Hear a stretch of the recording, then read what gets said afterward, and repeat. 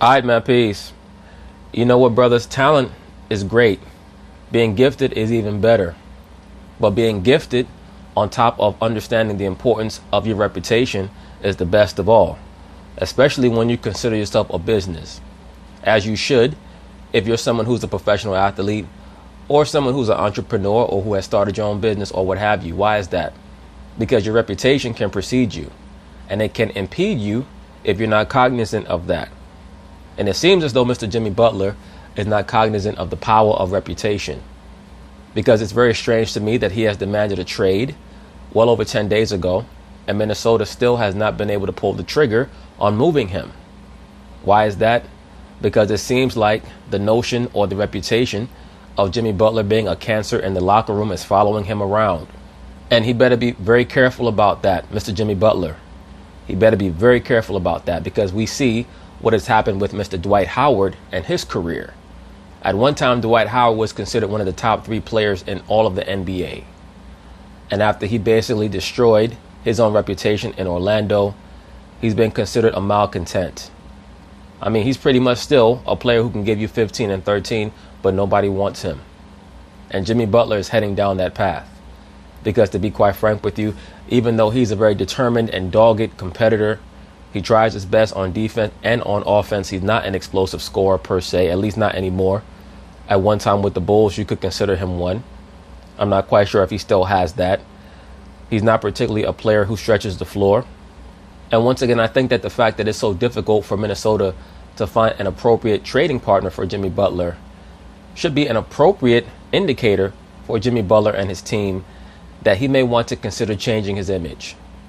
Because he's a third option on a championship team. He's 30 years old, and it's very clear that there are no championship level teams or no teams with championship aspirations that are willing to move the assets that would be needed to acquire him. So right now he's in a state of limbo. He pretty much is like someone who resigned from his job because he thought that he had all of the parameters, he had all of the criteria that he would need on his resume to get another job just like that. And his former employers calling around to all the other organizations saying, do not hire this guy, you do not want this guy because he's a troublemaker. And I think that Jimmy Butler, he better become a little bit more aware of that. Because once again, he's not 22 years old, he's 30 years old.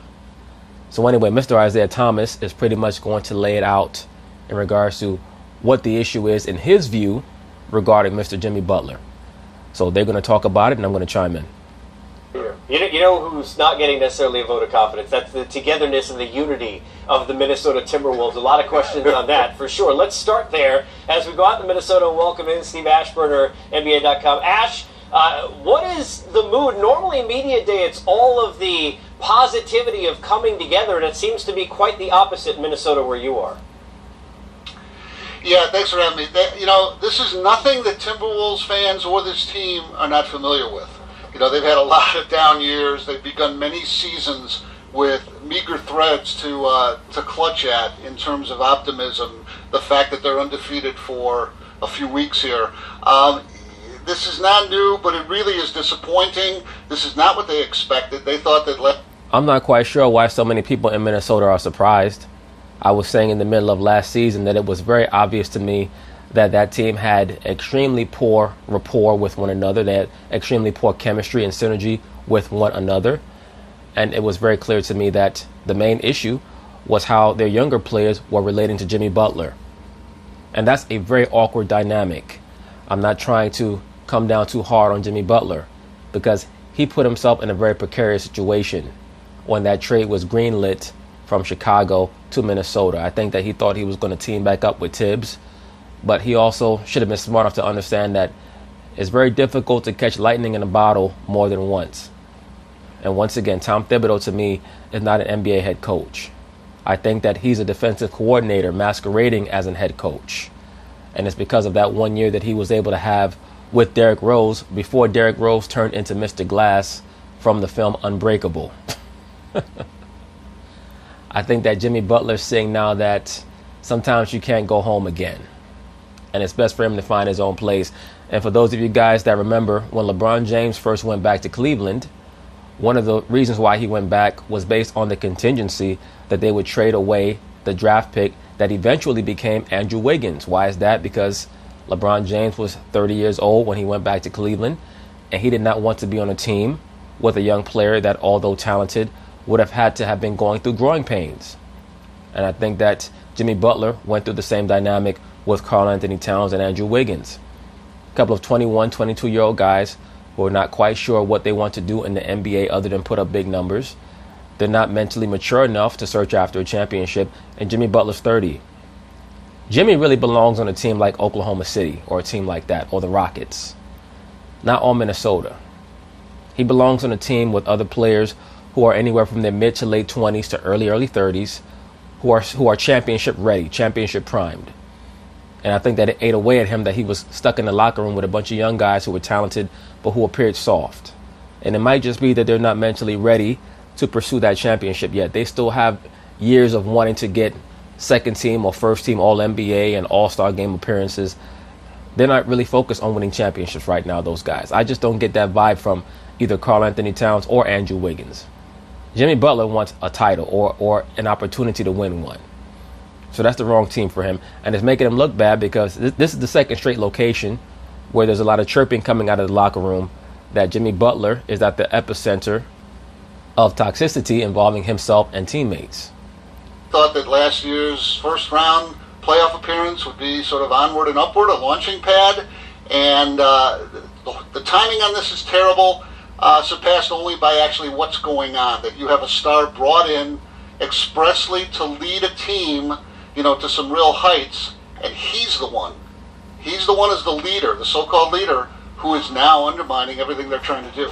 Tibbs is due to speak in less than an hour now. We're all going to hear that, so we'll hear what he has to say. But Ash, from being around there the last couple of days, is the feel that this is, we know it seems to be a certainty that Jimmy will get moved. Does it seem to also be a certainty that he'll get moved here in the next few days? It could very much happen. It seems like Glenn Taylor has stepped in, the owner of this team, and is looking out for his investments, trying to expedite something to get sort of past this, which is...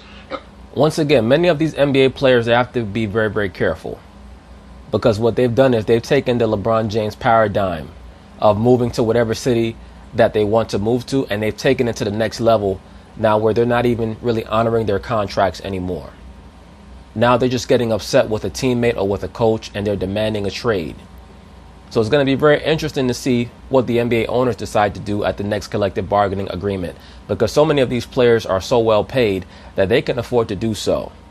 They're getting $25, $30, $35 million a year, not counting endorsements. So they can afford to sit out not just for the year, but for the rest of their life if they're living appropriately. So it's going to be very interesting once again to see how the owners respond to Kyrie Irving and Jimmy Butler taking the LeBron James mindset to the next level and no longer really honoring their contracts. Now threatening trades or threatening that there better be a trade that the team acquiesces to or they're going to sit out however long it takes. Pretty big speed bump as you start a season. Tom Thibodeau got to be a very conflicted guy right now. I mean, he basically vouched for Jimmy Butler in bringing him in here, having had him in Chicago.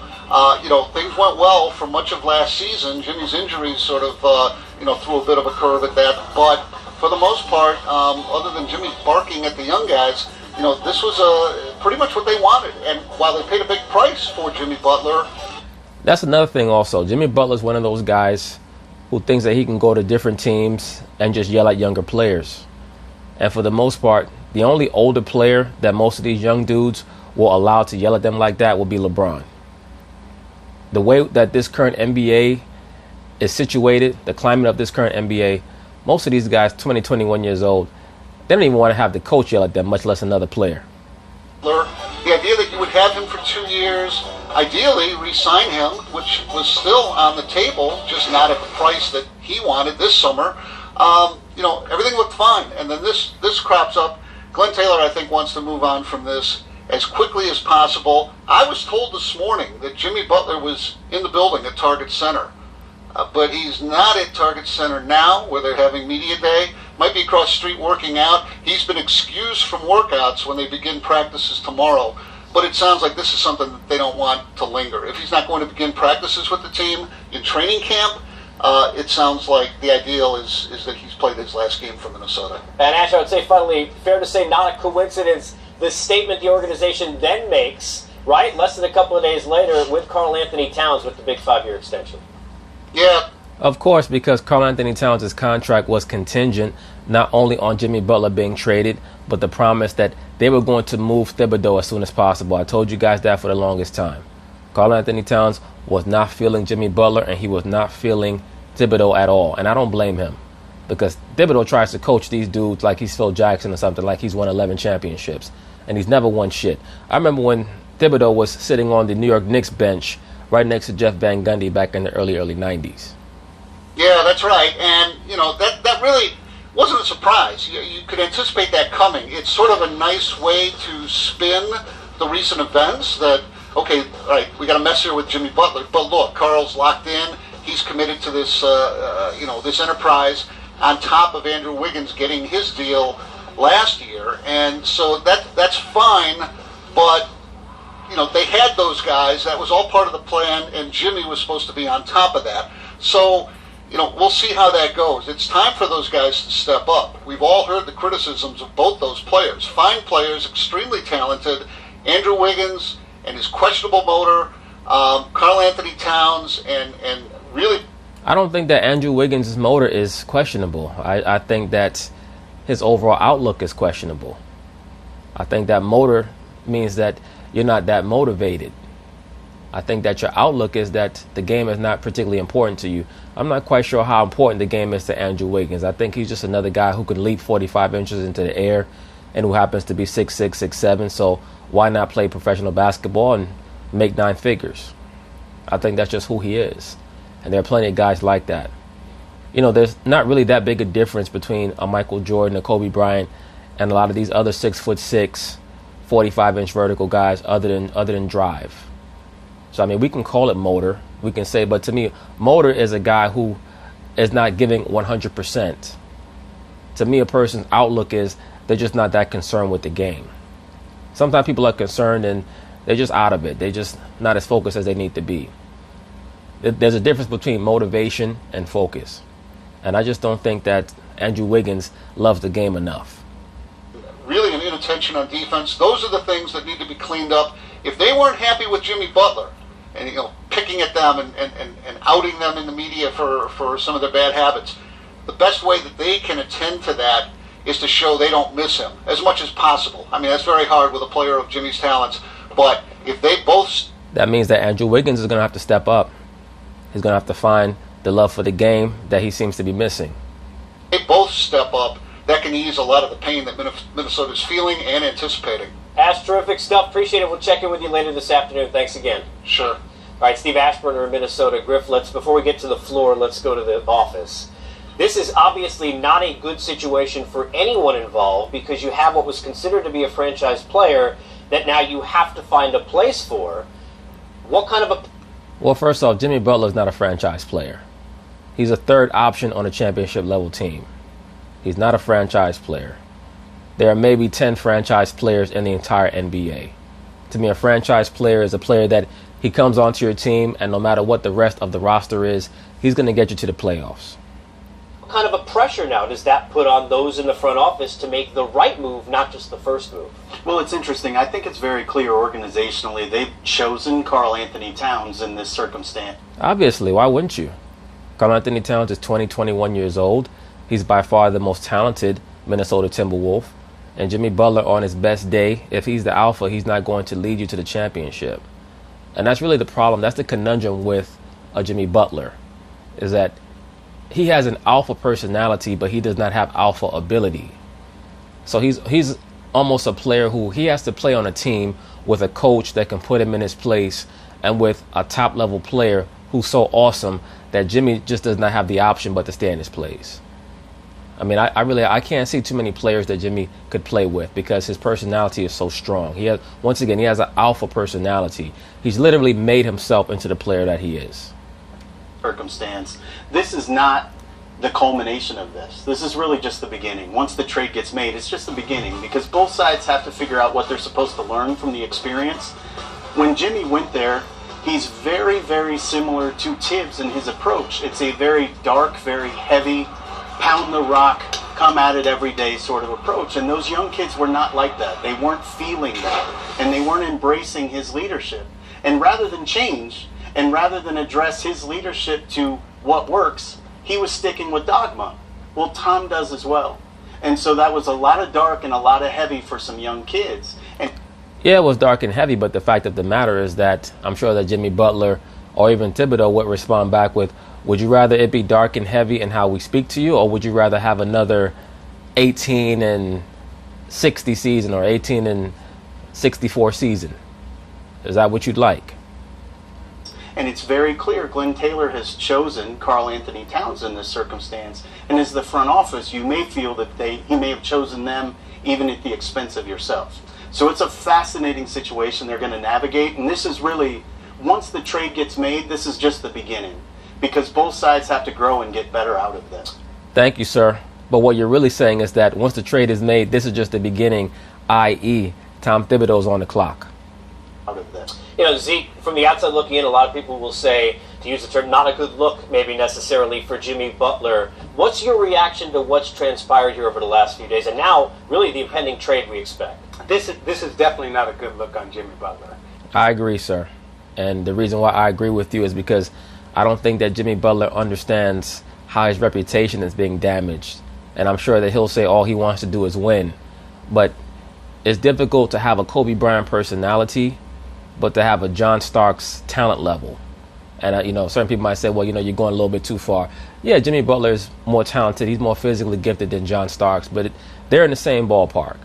The main difference between a Jimmy Butler and a John Starks is that Starks was about 6'3". Jimmy Butler is a legit 6'5.5". So that's the bonus that he has. But it's not too much more of a difference. Like, Jimmy Butler is not on a Clyde Drexler level of talent. So when it constantly is going around the league that this guy is toxic to your locker room, that's why it's taken so long to move this guy. Because according to his age, his maturity, his experience, and what he brings to the table, this guy is a top 3 two-way player in the NBA. When we make the list of best two-way players in the league, it's number 1, Kawhi Leonard, number 2, Paul George, number 3, Jimmy Butler. And certain people might have had Jimmy Butler number 2 over Paul George. So why is it taking so long for the Timberwolves to pull the trigger on this trade unless they cannot find an appropriate trading partner?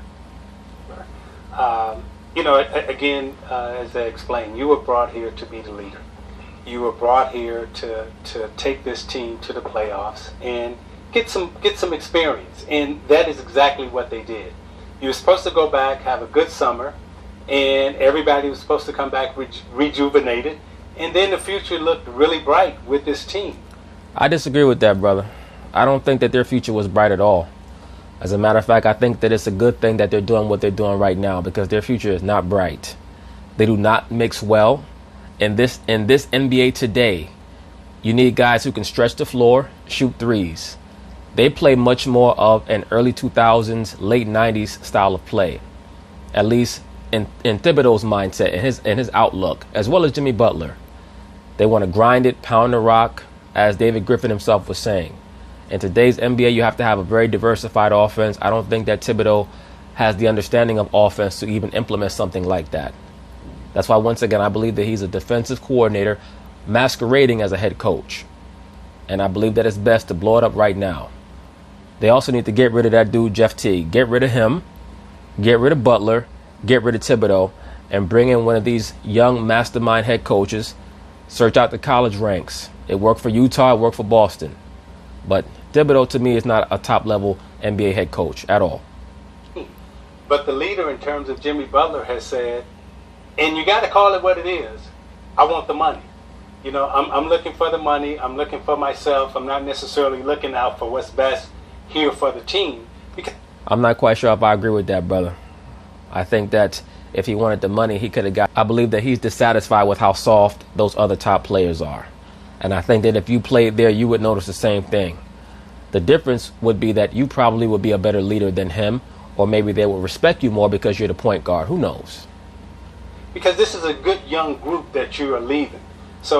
Well, you're saying that from a coach's perspective, not from a player perspective. So when you're saying it's about the money and it's about me, this is not a good look for Jimmy Butler across the league. From an organizational standpoint, putting that. Let me say this one more time before they move on to Grant Hill. I'm not quite sure if Isiah Thomas understands that he created a straw man argument. He created an argument where it's not proven that that exists. No one is saying that Jimmy Butler wants to leave because of the money. And let me say this, Isiah Thomas is on record as being a big supporter of Tom Thibodeau. So I believe that the main reason why he's attacking Jimmy Butler like he is because he believes that Jimmy Butler has betrayed Tom Thibodeau. Please understand that Isiah Thomas is from Chicago. And outside of the Michael Jordan era, in the last 35 years, the only time that the Bulls have had even a modicum of success was with Tom Thibodeau. So Isiah Thomas has always been a Chicago Bulls fan. And I think that he's kind of throwing Jimmy Butler under the bus. I think that Jimmy should be addressed for certain issues that I don't think that he comprehends from a self-awareness perspective. But to say that he wants out because of the money, no, I'm not buying that one. Putting that hat versus player on, you know what it's like to make decisions of this kind of an ilk. If you're another team, does it kind of maybe make question your interest in a Jimmy Butler, considering the situation in which you'd be bringing him in, Grant, coming off where he's supposed to lead, asking out? Well, I mean, I think every situation is different. I do think, to Griff's point earlier, I think having a Tibbs there who's very similar in thought process and approach only reinforces and empowers Jimmy to have that same sort of mindset. The right coach with the right personnel, it could maybe work. I think it's like a Miami. I think he's like a Miami kind of player and could come in and sort of... I agree, sir. That's why I stated, do not be surprised if you see a Jimmy Butler pop up in Miami, maybe with Kyrie, maybe with Kevin Durant. I think that those three players, especially if KD leaves Golden State, it would be either to go to Miami or New York to team up with Jimmy Butler and Kyrie Irving. Watch out for that potentiality. That's only if he chooses to leave Golden State. And sort of be the guy, the leader on that team. And but yeah, I mean, I think it hurts him. I think the timing of this request, if it was done earlier in the summer, you have time to much like Kyrie Irving did last summer, where you can figure out and try to maneuver and make things right, but you can't really start the season with this sort of weighing over the locker room. I think it's going to cause a lot of problems. I also think it speaks to a bigger picture here. Well, I think that the genesis of the Jimmy Butler trade request started when he realized that Karl-Anthony Towns said that he was not going to re-sign. I think that Jimmy Butler picked up the same way that I did, that it obviously has something to do with him and Thibodeau. And Jimmy Butler saying to himself, I'm 30 years old. I don't have time for this bullshit. This dude is 22 years old. He played like a bitch in last year's playoffs, and he has the nerve to pretty much try to imply that I'm the one that's going to stop him from re-signing with this team. I'm going to have a bunch of media people asking me a bunch of stupid questions about this once it starts to come to the forefront that he doesn't like me and I don't like him. So let me just nip it in the bud and request this trade right now. And we lived it in Atlanta. We went through it in Los Angeles with Doc Rivers. But when you have a coach who has all that power, really it's two separate roles. And obviously we always point to Popovich, and he has a great partnership with R.C. Buford. But to give Tibbs the role of president and coach, I think it's forced Glenn Taylor to come in and intercede here and step in. Absolutely. Because what Glenn Taylor is realizing is that I gave this person, Tom Thibodeau, all these titles, and he's not great at any of them. And that's what happens a lot of times with these coaches, whether it be Stan Van Gundy or now Thibodeau. These guys, they get all these titles, and they end up not being good at any of them because they have to focus on one thing. It's very, very difficult to be a great GM and coach. It's really almost damn near impossible. I think Red Auerbach was probably the last guy to really do it on an elite level. And Tom Thibodeau has never shown that he's been a great judge of talent. He's never shown really that he's been a coach that could adjust in the middle of a game or in the middle of a series. His form of adjustment is play harder, play harder. Like, I mean, that's pretty much all he can do because he's a defensive coordinator. That's all he is. And step in and try to resolve some of the issues here in this locker room. We know Tibbs and his allegiance to Jimmy Butler, and that may have played a role in all of this. So I'm an outsider looking in. I know I lived through it in Atlanta. It's really, really difficult to wear both hats and have both responsibilities. I think this was really compounded by the fact that Jimmy Butler's life, up until the time he got into the NBA, was what it was. And all he knows from a leadership perspective and from a male connectedness to a leadership figure is Buzz Williams, who's a very hard driving guy, Tibbs, who's a very hard driving guy, Dwayne Wade, who was a very hard driving guy, were all of the role models he had. He is doing what he believes leaders do. And I agree. He's really embracing that Kobe Bryant, Michael Jordan, Dwayne Wade style of leadership. And I'm not quite sure if that was the way to go with those players in Minnesota, if for no other reason than Jimmy Butler is not quite good enough to make those type of demands of those young players because he has not accomplished enough. And unfortunately, one of the two of them, Tibbs or Jimmy, needed to be taking a different tact and embracing that which worked and not just going to the stick all the time. And I think that what's happened now is it's become divisive in a way that really isn't necessarily entirely fair to Jimmy either. He's going to be painted as the villain in this, and what I really think is interesting is he sort of gets to revert now back to what Jimmy really is. Think about it. Jimmy's not a classic superstar. Thank you, sir. He's not a signature shoe guy. He's Bane to Batman. He's Kryptonite to Superman. He's the badass that challenges the superstar. He's not supposed to be a diva. And I don't think he thinks of it that way. So I think if you're Jimmy, just be you, but he needs to be in a situation where that environment can sort of lead him to be a better version of himself, because he was all of the things Carl didn't want, and a lot of those are the same things Tib is. Yeah, but when you... Completely agree with you, sir. I really could not have put it much better myself, and I even like the analogy.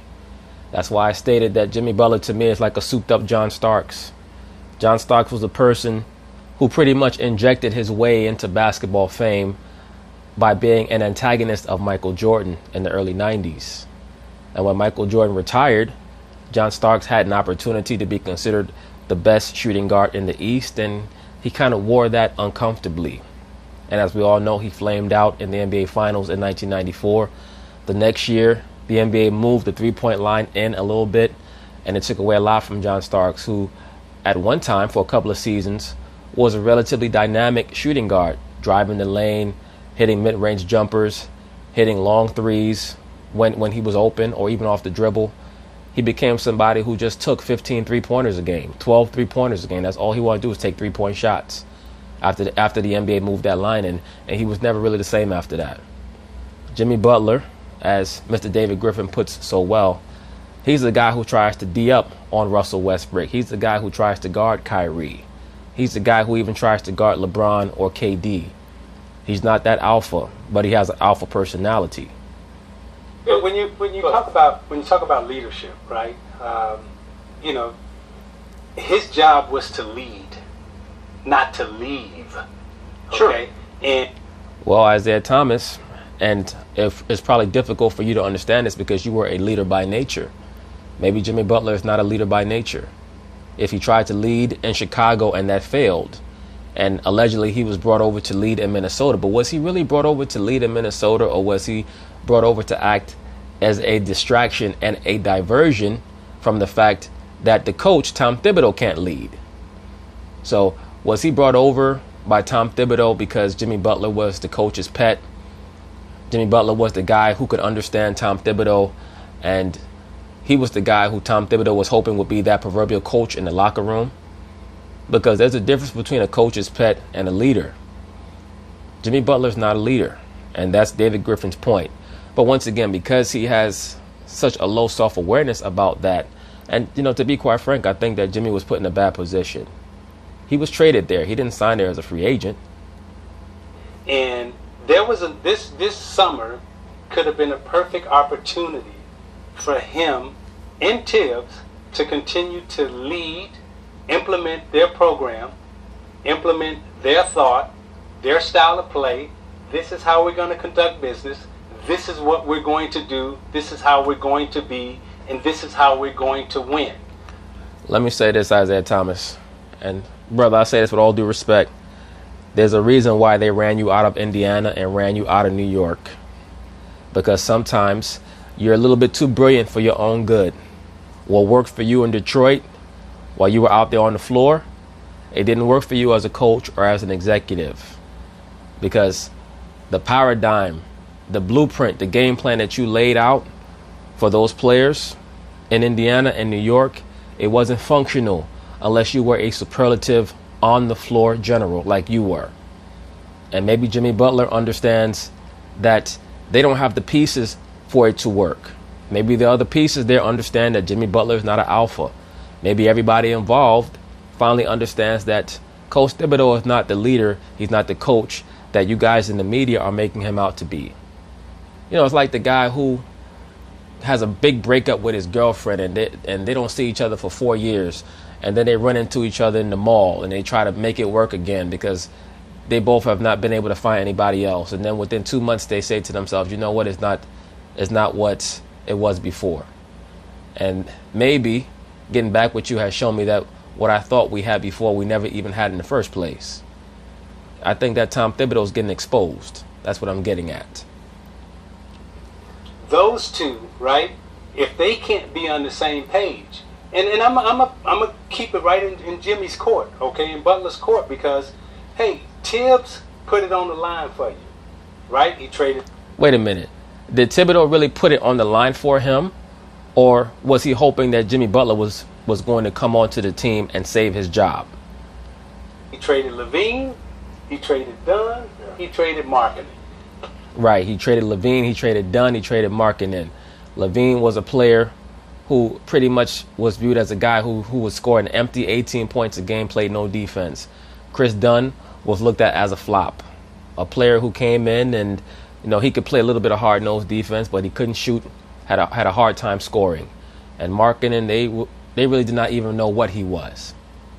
And Thibodeau, once again, not being particularly good at evaluating who's going to be a good offensive player, got rid of all that young talent and brought in Jimmy Butler, a 30-year-old player who is not an alpha. So, to me, that spelled more desperation by Tibbs than an attempt to save Jimmy Butler from Chicago. Or maybe they just mutually needed one another. And he said he vouched for you. He vouched that you are the guy, you're going to come here and you're going to be with us, and you and I together we're going to build this thing, right? And after 58 games, you say, no, baby, I'm out. I'm gone. I can't deal with that. Well, he learned that from Kyrie. I mean, let's be for real. Once again, these players now, they're saying, look, I'm making so much money that if I'm unhappy in this situation, I'm leaving. And that's the bottom line of it. I'm leaving. I'm requesting a trade. I think that's wrong. I think that's just flat out wrong. Well, you have the right to your opinion, brother, but at the end of the day, these players today, they have options that you never had. So who knows how you may have thought if the front office in Detroit in the mid-'80s was not as good as they were. If they were bringing on coaches that were inept, if they were drafting players who could not play. If you had the options that players today have, you may have demanded a trade as well. I'm not even addressing the right or wrong of it. I mean, hell, as a matter of fact, now that I think of it, Isiah Thomas's best friend as a child, one of his best friends growing up was Mark Aguirre, who was one of the top small forwards in the NBA in the 1980s. He ended up getting traded to Detroit because he was such a malcontent in Dallas by the 1986, 87, 88 seasons that he wanted out. And Detroit was able to pull the trigger on a deal. They sent Adrian Dantley there and they brought in Mark Aguirre. So I guess if you're going to judge Jimmy Butler, you have to judge your friend Mark Aguirre by the same standard. Wrong of it. I'm saying that the fit of those pieces is what brought this about. Because somebody had to be the one that was generating buy-in from the younger players. And Jimmy doesn't know how to do that. He's never been in that environment before, and Tibbs doesn't do that either. So it was the fit of those guys as much as anything else, I think. Absolutely, David Griffin, but that is why you were a better GM than Isiah Thomas was. Because you grasp that players have to fit together, especially if you don't have one player who's great. See, Isiah Thomas was a great player, so it's hard for him to understand these dynamics. I think that led to the issues from the beginning. So you're saying that the owner, who has rightfully stepped in, the owner has looked at his GM coach and his star players and have determined that neither one of these guys are leaders. Ding, ding. There you go, sir. That's why I state that after Jimmy Butler gets shipped out, eventually they're going to fire Thibodeau. That is the only reason why Karl Anthony Towns signed. I promise you that. They're going to get rid of Tom Thibodeau very soon. Is that what you're saying? I think when you make the decision he's made to get involved directly in the trade process, it's a sign of no support of what you have in place. And it's a sign of no confidence in your decision making. And whether that's Jimmy's fault, whether that's Tibbs' fault, whether that falls on Karl or Wiggs, it doesn't matter. They all share blame. This isn't a you or me thing. Right, but the difference is, even if it falls on Karl or Wiggs, both those players are 21, 22 years old, and they've both been signed to 9-figure deals, so they're not going anywhere. So who is going to be sent packing? Me thing. This is a we thing. So once Jimmy gets traded, it's not fixed in Minnesota. They still have an awful lot to do to grow spiritually and emotionally to the point where they can count on Karl to be a winner. There's a lot of work there to be done. Problem is... Absolutely, sir. Put very well, Mr. David Griffin. Good for you. Is, as you know, based on the deal they made, hard not to think it's going to be a big-time net loss with what you gave up and now what you're going to get. We know this, LeBron. But anyway, that's basically it on that. We'll see how things turn out with Mr. Jimmy Butler, but I just thought that this was a very interesting conversation. So peace.